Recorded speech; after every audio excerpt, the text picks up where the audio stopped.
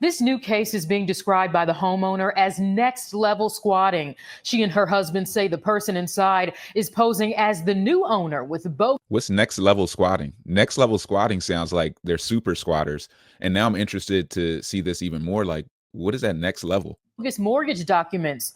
They are demanding that laws be changed to protect property owners. And one state lawmaker is working to do just that.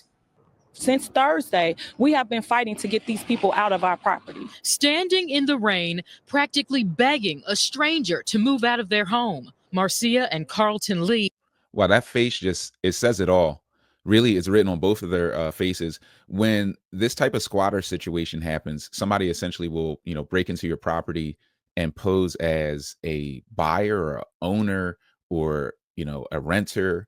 Oh, we have a lease. They may have a fake lease. It sounds like here they have a fake mortgage documents, which is really taking it to the next level, in my opinion, because with fake mortgage documents, you could now be in like some type of foreclosure situation, or it could drag things out for years potentially. So this is a next level squatting case, but you have a lot of pain on your face when you don't know what to do. And this is a new situation. As a real estate investor, you need to learn about these situations and how to navigate them. So if you run into them, or when you run into them along your journey, depending on how many deals you do, you don't have to have as much pain, because what it costs to get a squatter out and what steps need to be taken to get them out quickly, what the laws are, and what systems you can use to keep them from getting in the first place. But let's check this out. Never thought they'd be facing off with an alleged squatter. Someone is in my house saying that they moved in a month ago. I am livid right now. Marcia says she came by her property last week to show it to a prospective buyer. Okay. To her surprise, she says a family of 3 and their dog had moved in. I have a realtor standing on the sidewalk waiting to see this property. The buyer is across the street. He gets out, and I had to apologize and let them know, like, I can't show you this home right now. So it sounds like she got blindsided, which is interesting. It tells me one thing about this is she probably doesn't have security cameras on the property. Whenever you're an out-of-state investor, or you're even a part-time investor, you want to have security cameras on all of your properties, because that's the best way to keep squatters out. It's by meeting them at the point of contact, when there's that initial break-in, before they can move in furniture and move themselves into the property. You have a gap, a window of time where you can pretty much call BS. And if the cops show up, they're going to see, well, this person clearly hasn't lived here. They have no furniture. There's signs of break-in. You have the recording fresh from that day. We've never seen these people before, and they'll quickly be escorted out in most cases. But that also could depend on where you're investing. Is this a blue city? Is this a red city? That can have a big impact on the outcome as well. But let's take another look at this. She and her husband came back with police. They say a woman who identified herself as Stacy claimed that she bought the home back in February and was the new owner. They said, we've been here for a month. I said, no, you haven't. I just showed this property 2 days ago. They say the woman showed them this mortgage document.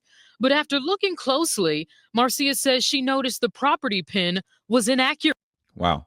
So there's inaccuracies, but they have this fake mortgage document.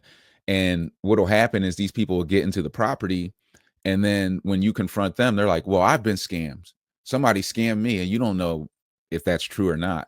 It's very difficult to verify, but then they want money to get out, and the situation can really balloon.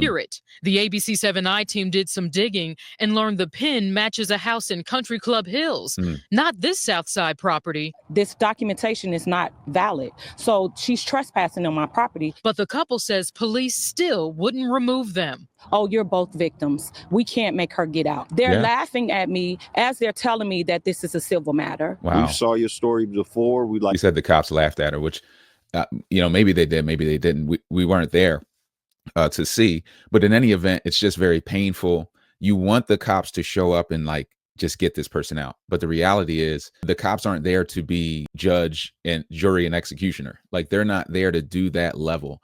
Some of these things are going to end up in a courtroom, which is why having a good security system is the number one way to avoid these situations. But, there are going to be situations where if you don't have security cameras, if you didn't do any of these normal protection systems, you don't have a way to verify when they broke in, when they got in, We just know they're in with fake documents, and the cops are going to back off at that point. So you have to get them at the point of contact. Like your coverage. That's why you were the first one that we called, because we want action. Illinois State Representative LaShawn Ford says he's working hard in Springfield to crack down on squatting. It's happening, as you know, across the state, and it puts owners and landlords in a bad position. As rent prices continue to soar, he believes the problem is only going to get worse in Illinois. Once they get in, the landlord has to go through what you call the Forcible Entry Act in order to evict them. That means that they have to go to court. Under Ford's proposed law, it also means that you have to pay about, an attorney, maybe $5,000. So there's a cost component to this as well. Would have the power to remove a squatter from the property the moment the rightful owner can prove it's their home, bypassing the months-long eviction process. It's legislation this couple calls common sense. Like, I really think it's a joke. Representative Ford met the couple at their property and knocked on the door.